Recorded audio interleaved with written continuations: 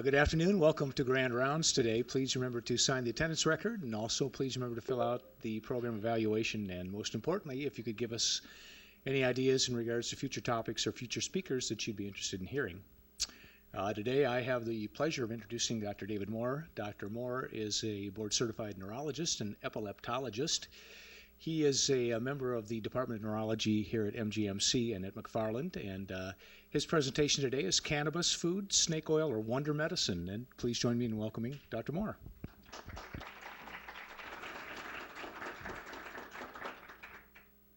Good afternoon. Can you hear me okay? Good. Cannabis, food, snake oil, or wonder medicine. My talk is going to talk about, in general, the history of cannabis more than its actual uses. So the FDA actually confiscated these packages that were filled with cannabis candy or snacks for lunch and dinner in California after it was approved, and said that you can't do this. It was a no-no. But someday we may see this in our candy machines or pop machines. And we can't forget about grandmother making those delicious brownies and other good things to eat. And she had her special ingredients, but she never told us what it was. It was probably some form of cannabis. This is what cannabis looks like. And we're going to talk primarily about the medical uses, but the history behind the medical uses. We'll get into some of the legal issues pertaining to it and how cannabis has been used over time. So I have some questions. The first question is, when was marijuana first brought to North America? And you guys can respond with your...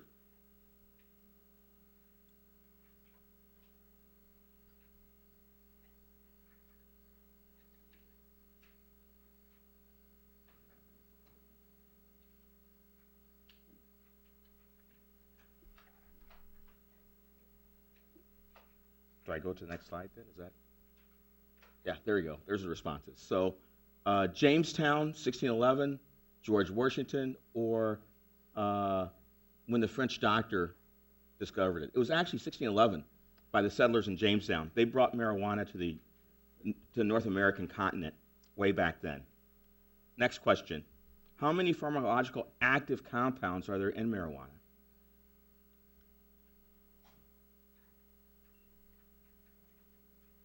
That's interesting. There's actually 60.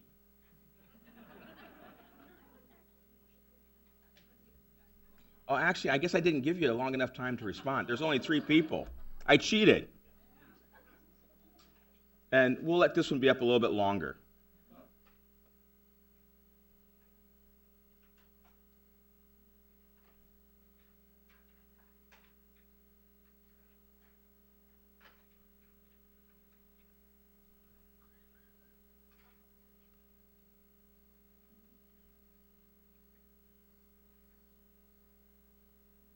So this is 50-50, and it's somewhat correct.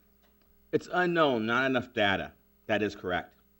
How long has cannabis been used to treat epilepsy? It goes back a very, very, very, very long time. So today we're going to talk about definitions in terms of medicine and snake oil.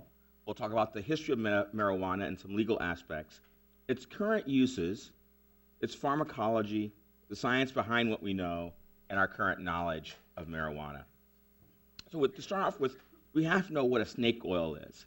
A snake oil is a substance with no real medicine value that's sold as a remedy for diseases, a product with little worth that's promoted to be the solution to everything.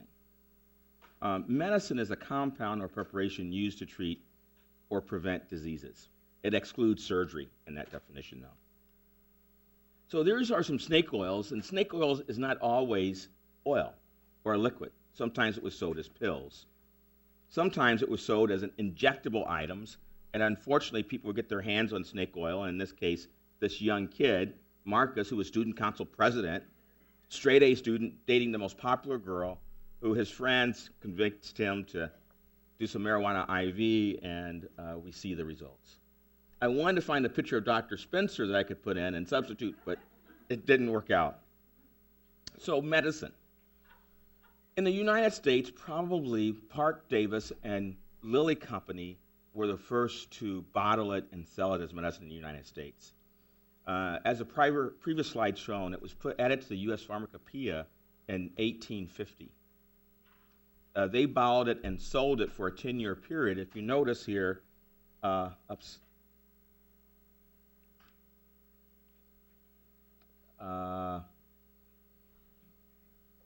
80% alcohol. Up here, the alcohol content was 80%. So the question is, was it the alcohol content that had its medication effects, or was it purely the effect of the cannabis?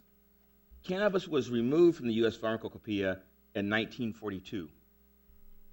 It was around that time that a bunch of governments got together and said that there was really no major medical use for this medicine, and so they decided that they would ban it and ban how it was produced. Which is interesting because we ask ourselves, what is cannabis? Well, marijuana comes from the slang Mexican word. Cannabis in Mexican is marijuana, and that's how it got the name marijuana. It's actually in the plant member of cannabis and the higher classification of plants. There are 3 subplants within the classification system. If we look at those plants, we see to the far left, Sativa. It is used predominantly for THC. It's very high in the delta-9 tetrahydrocobalamin, which is a psychoactive component in cannabis. The Indica is high in cannabidiols. Cannabidiols are what we use typically in medicine. The middle one, Ruderalis, really isn't used for anything. It's just kind of it's low in THC and it's low in cannabidiol in its normal state. If we look at each one of these plants separately, we can see that each different plant has its own effects. So THC plant causes all the psychological effects. The Indica it moderates the effects of THC. And the Ruderalis, as I said again, it grows outside, and it's a plant that can take on the features of another plant. So it's a rapid growing plant that can take on the features of the other plant. So if you wanted to have rapid crop turnover, you would take and plant this in the middle of the woods with some of the other plants, either Sativa or Indica, as to which one you wanted the most product from, and then they would combine and you would get this plant and frequent rollover or turnover of the plants. What's interesting about the cannabis plant is that you have individual plants that have both female and male components, or you have a plant that's a hermaphrodite that has same sex all on the same stem. All these features make the plant highly useful in a variety of different ways. And when we look at it, this shows modern uses of hemp plant, but actually these uses are ancient as well as modern. You'd say that this is a wonder plant. And if we were to go back in time, we'd say, how did cannabis spread? And it's interesting. Cannabis started in South Central Asia, moved across India, Korea, and then moved east or west into Africa and to Europe. It's interesting when you look at the route of which it came to North America via Mexico. You would have thought that it would have come across the Atlantic up north from the European countries, but that ended up being a dead end.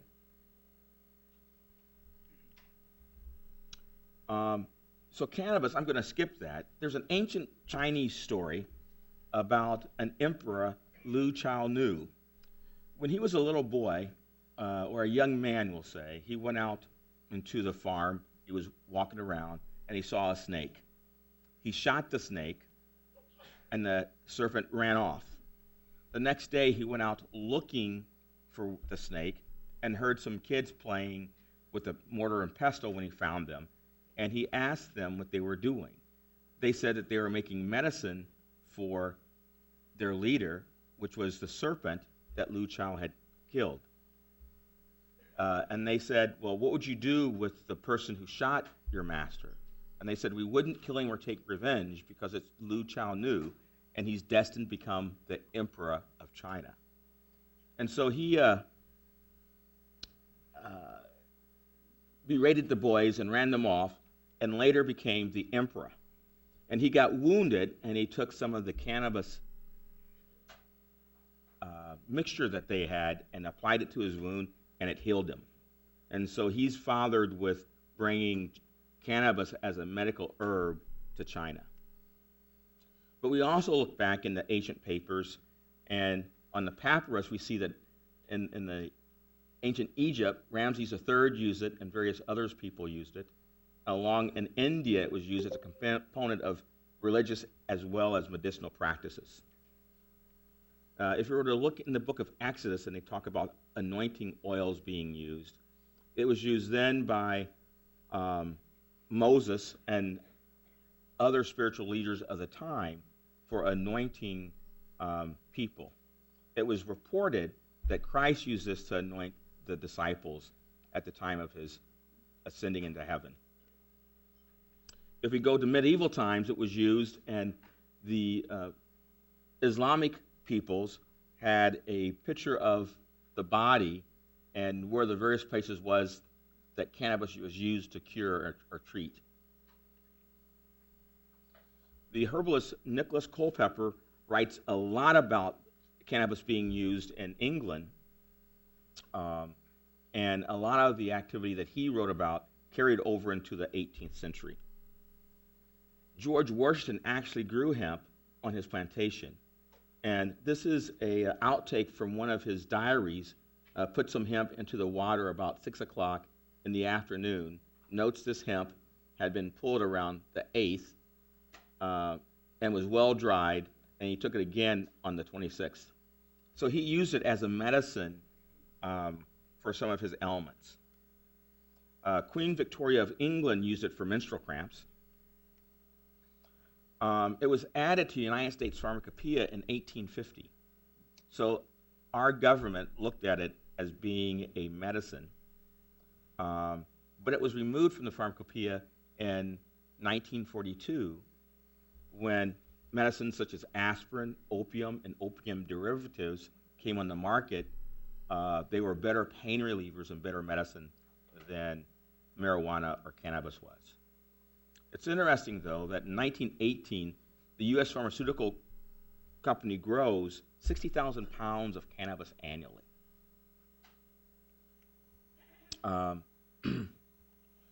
In 1937, as the swing for cannabis was becoming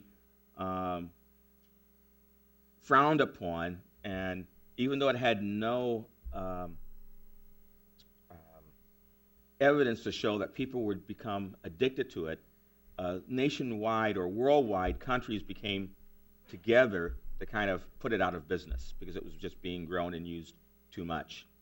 The American Medical Association back then opposed a tax that the government wanted to put on the sale of cannabis. In 1968, the University of Mississippi became the official grower of marijuana for the federal government. So if you listen to the news, they say that people can't get their hands on medical content marijuana. That's not really true. The federal government grows marijuana, and they have a certain amount of it available all times to cover anyone who wants to do any studies using the cannabis plant.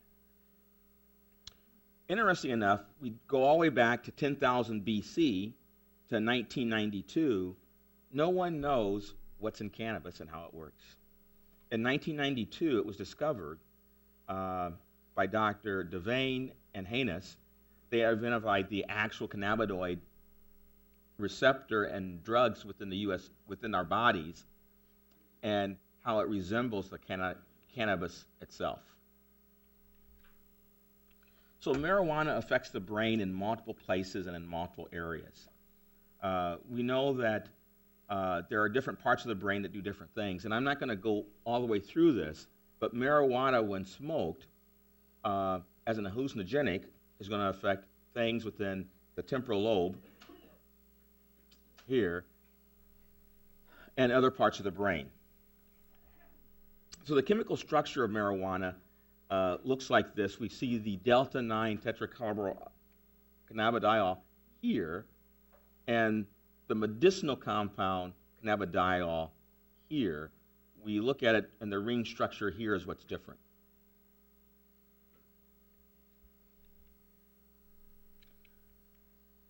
So what are the various uses that marijuana has been touted to be used for? It's been noted to be used for gliomas, Alzheimer's disease, fibromyalgia, dystonias, hepatitis C, diabetes, itching, osteoporosis, and I don't know how osteoporosis got on the list because it really doesn't do anything to help with bones.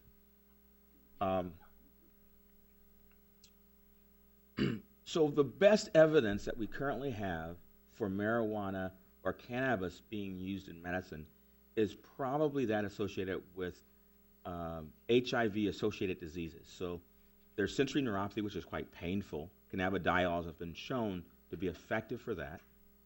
Chronic pain has been shown to be effective to treat pain. It has been shown to treat nausea and vomiting from chemotherapy given to cancer patients. It's been reported to treat spasms in patients with multiple sclerosis.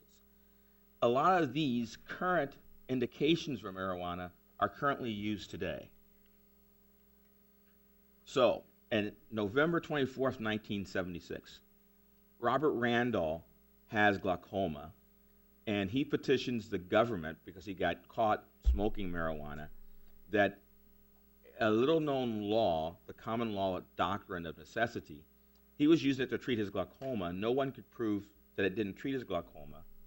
And so he won this case, and so the government has been providing him with marijuana to treat his glaucoma.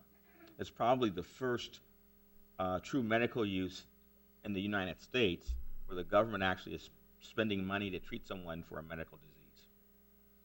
I don't see any ophthalmologists in the crowd. Do you know much about how cannabis or marijuana can be used to treat glaucoma? Do you know much about it, Linda?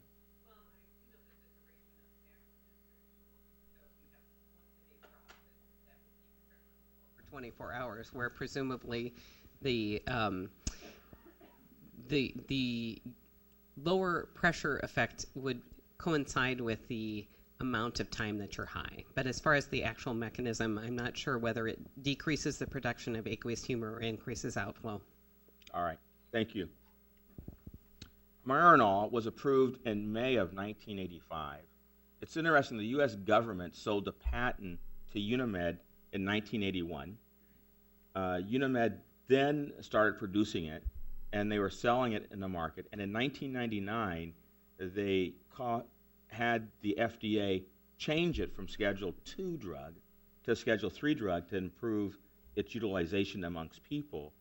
And it's used currently to help people, one, with their nausea and vomiting relating to chemotherapy, and two, people who are a failure to thrive, it increases appetite.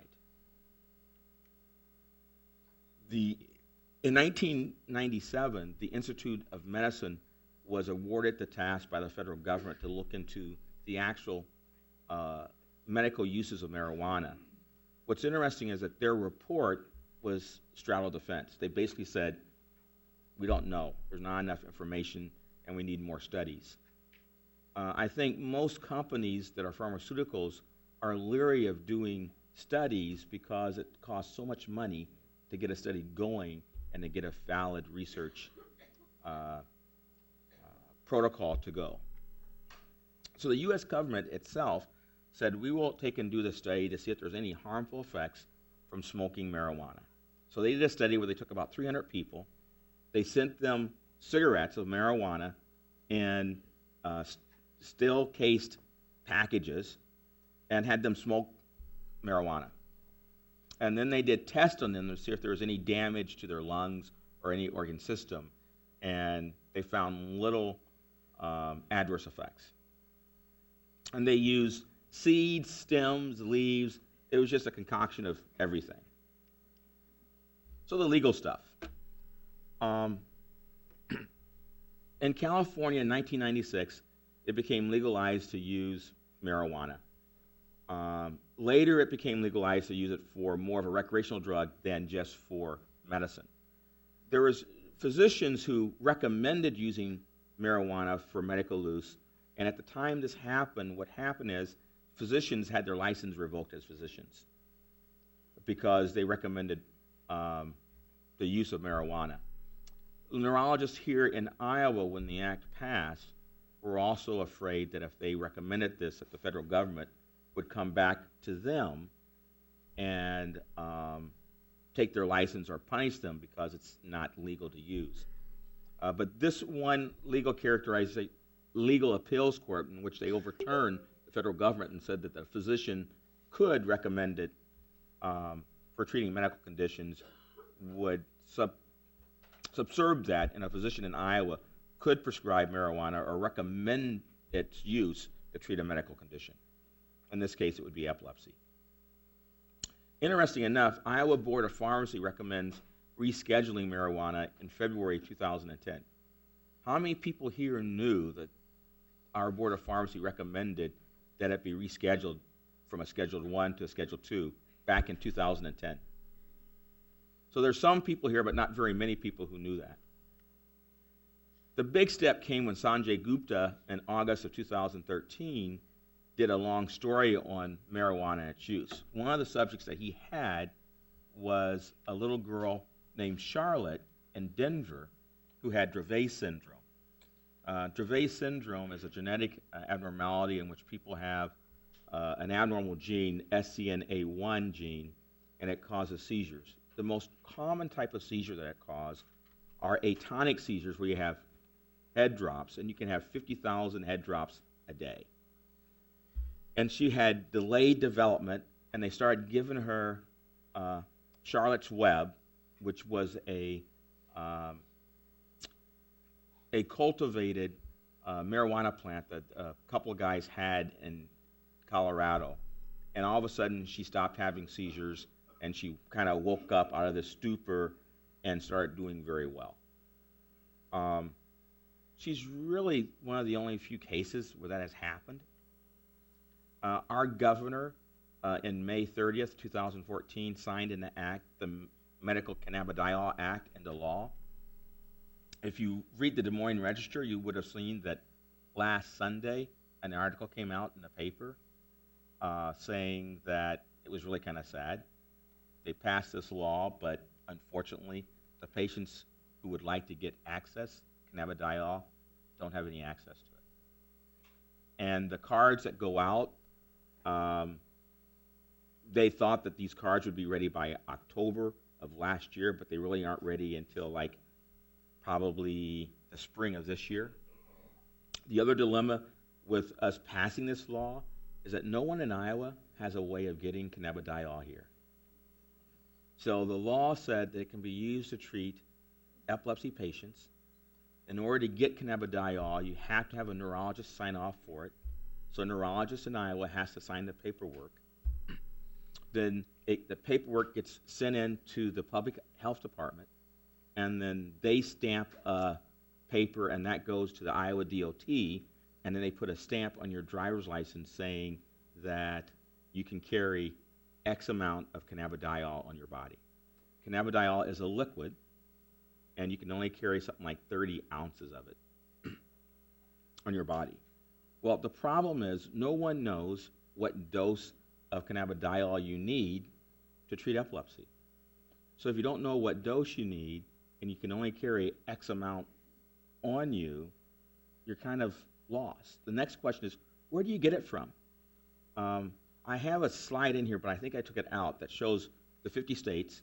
There are only 23 states in the union who have laws saying it's okay to use marijuana for medical use. In all those states, you can't buy it from that state unless you're a resident of the state.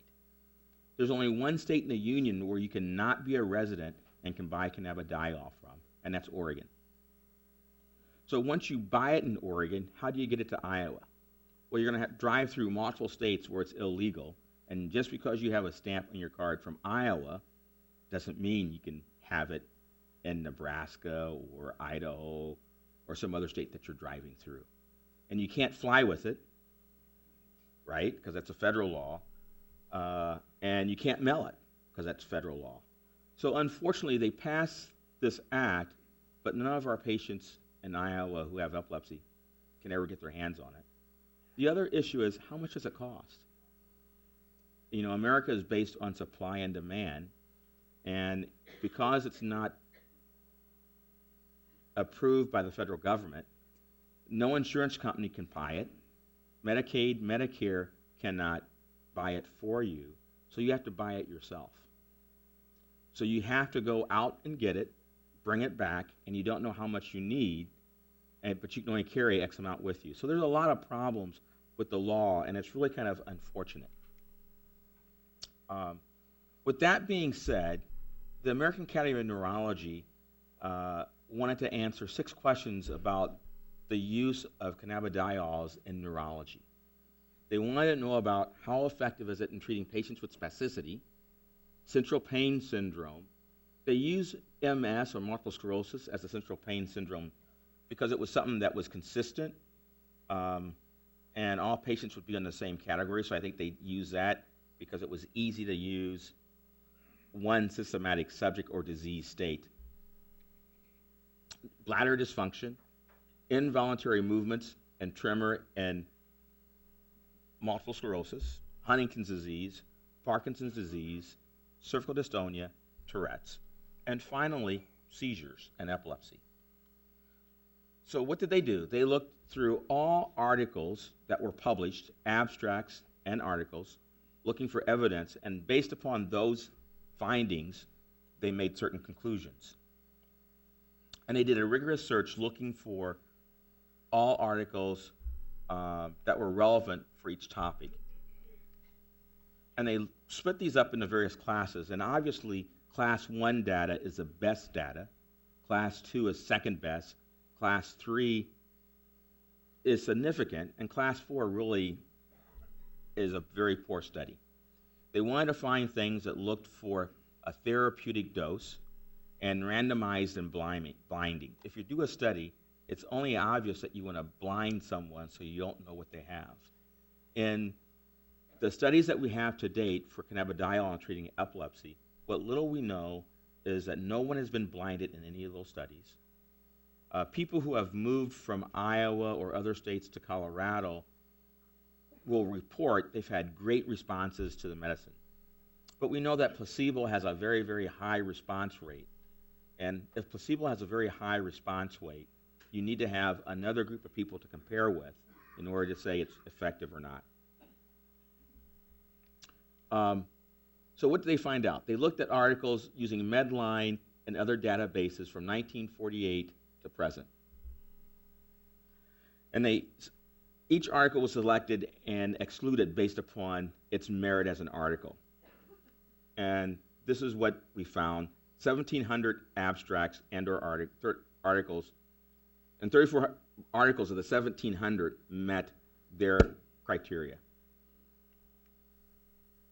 I'm just going to skip through that. It just explains the classes and what the data represents. And so here's what the clinical question showed. And this is true for almost all the things that they looked at in terms of neurological problems. 1, do cannabinoids relieve spasticity in patients with MS? What they found was it was ineffective.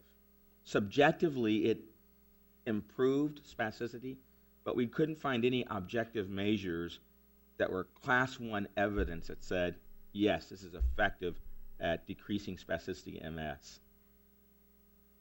So subjectively, it's effective, but not objectively. Does it improve painful spasms in MS? And it was effective at controlling central pain using an oral cannabinoid extract, using a drug, I can't say the word, you'll forgive me, was probably effective at treating MS-related pain and painful spasms. It's approved in Europe to treat MS, pain, and painful spasms. Was smoked marijuana effective? They didn't find anything that said it was or was not effective. bladder spasms. People with MS, people with spinal cord disease, and other neurological problems have excessive spasticity or increased tone and are apt to have bladder spasms. They found that it was probably effective at reducing the number of bladder voids per day at 10 weeks, class 1 data. However, it was ineffective at reducing bladder complaints. So it reduced the frequency of urination, but patients still had the same number of complaints in terms of bladder problems. And a specific drug that was made for it, nabiximols, was unknown efficacy. There was no data available for it to show that. So the conclusion with MS tremor, patients with MS often have marked tremor. Sometimes they have what we call clonus, where they're just kind of bouncing a lot because of spasticity. It was ineffective, either subjectively as well as objectively. Question 5 was with movement disorders, looking at Huntington's disease, which primarily have chorea, Parkinson's disease with tremor, Tourette's syndrome, and cervical dystonia. It was insufficient data or evidence to show that it was effective at treating any of the above. Which moves us to epilepsy. And the data that we currently have is none. We have some random studies that say that it has reduced the number of seizures, but there are none of those studies were done with placebo-controlled trials. And we've done Cochrane review and other reviews and peer reviews, but we have insufficient data. So the question with epilepsy is we don't know. If we were to go back in time into the 18th century, we'll see that some of the famous neurologists, the father of neurology, Gowers, used cannabis to treat epilepsy. But we don't have any data saying how effective it was or was not.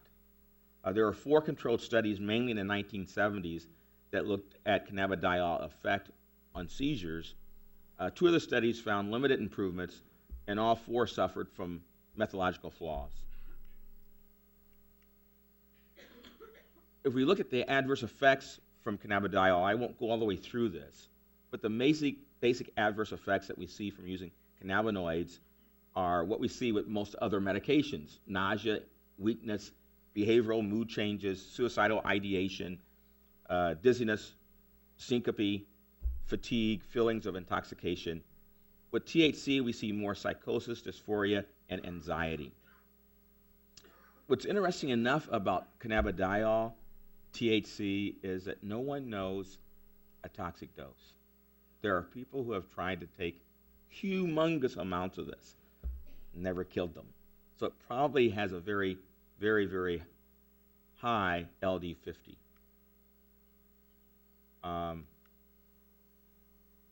So with that being said, there's a company currently called GW Pharmaceuticals. It's out of England. In 2002, this company was formed, and they grow THC. They grow marijuana plants, huge plants. And they're providing a study currently looking at cannabidiols in the treatment of Dravet syndrome and Lennox-Gastaut syndrome. Currently, the study is being done at about 23 sites across the world for Dravet syndrome. The initial study is looking at dosing response. The University of Iowa and Dr. Josie is involved with that study. That study is due to be done around now, and they're looking at the data to determine dosing for cannabidiol in the treatment of epilepsy in terms of these 2 disease states. In April or May, they're going to start another study, actually 2 studies. One is with Dravet syndrome. The other one is with Lennox-Gastaut syndrome.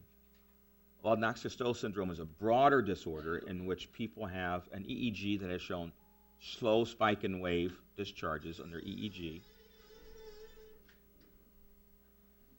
and and they have intellectual delays, developmental delays, and and multiple seizure types.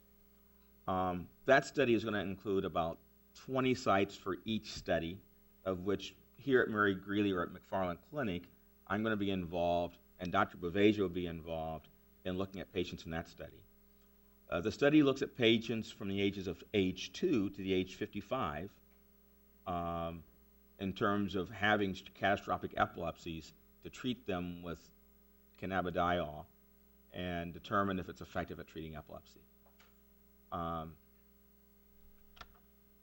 And with that, there's other research going on concerning treatment of various medical problems with cannabidiols. I could have talked about all those things in the study, but I felt that given a kind of historical perspective from the beginning of time to present in terms of how a medication goes into void and out of void was probably a better way to go than to go more into the scientific data in terms of journal articles and pharmacological stuff. And with that, I'll take questions.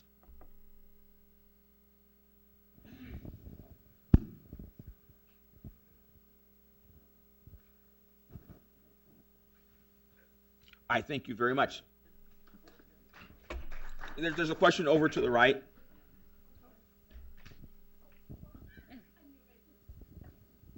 So there's nothing proven that it helps with this, but my question is, the smoking of the marijuana, does that have adverse effects on the brain? Okay. So when people smoke marijuana, does it have adverse effects on the brain?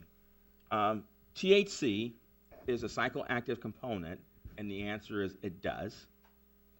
Do we know exactly what those effects are? The answer is no. Two, the U.S. government did a study looking at lungs of people who smoked at least 300 cigarettes that they made, and it didn't show any abnormalities within their lungs. And that's really what we know. The cat's out of the bag. There's already a law in Iowa regarding this. I mean, two things. Number one, what's your advice to the legislature regarding the law they have now? And number two is, I'd heard a similar talk in Washington, D.C., at which time they kind of agreed with you that at least in line with MS, there may be some value.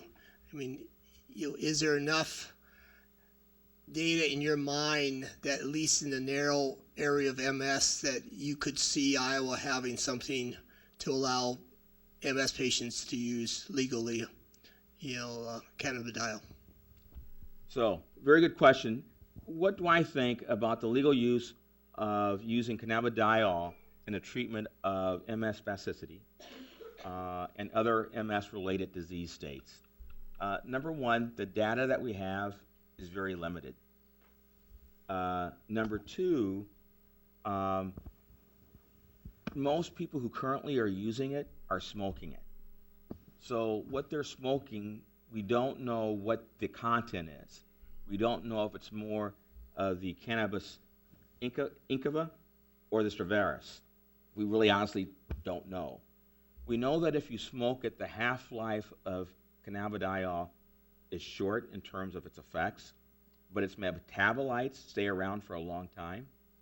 So you can do urine testing on it and you can pick up metabolites 2 weeks after the fact, but those are non-active metabolites. So the answer to that question is it's really unknown.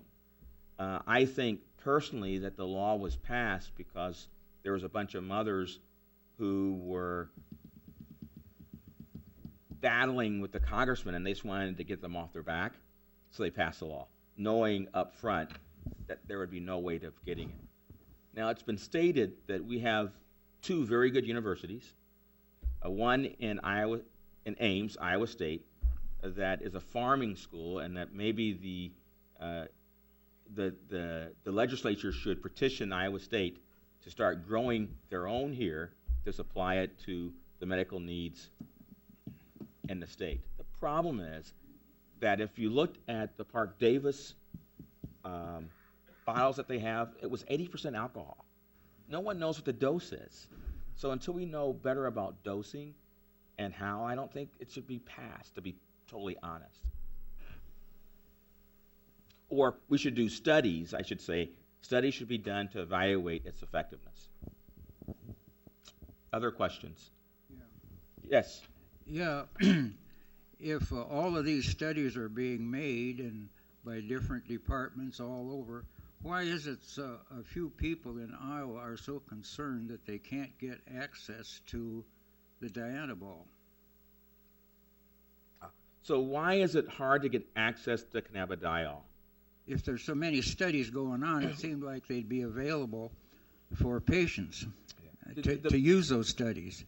So in order to have a study, you have to have a protocol. And you have to write a protocol, and the protocol has to be sent to the FDA, and then the FDA reads through that protocol and they approve it. So number one, you need to have someone who's willing to write a protocol and then stick with that protocol to do a study. The answer to your question is that, one, there's no finances available to do a study. In order to do a research study and do a good one, you're going to spend well over $1 million. And who has $1 million to spend on doing a study? Unless you go to a drug company. But if they don't see any long-term gain out of doing a study, they're not going to do one. So the problem is an economic problem. The availability of the medicine is also a problem. There's a company in Arizona who is actually making synthetic cannabidiols, and they will also be having a study coming out looking at Lennox-Gastaut syndrome using a synthetic cannabidiol. But the problem is money, and who's going to sponsor a study. Yes, sir.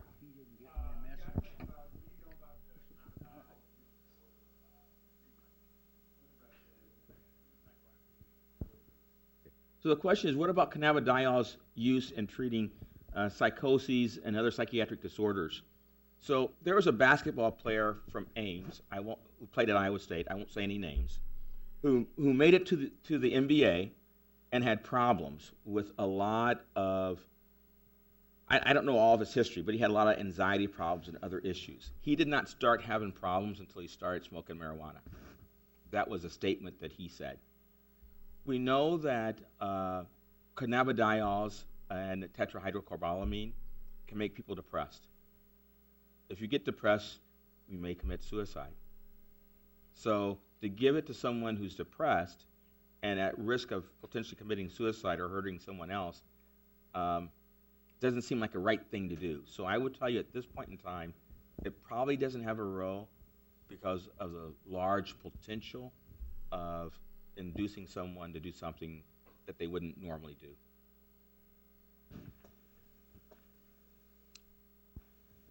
Other questions?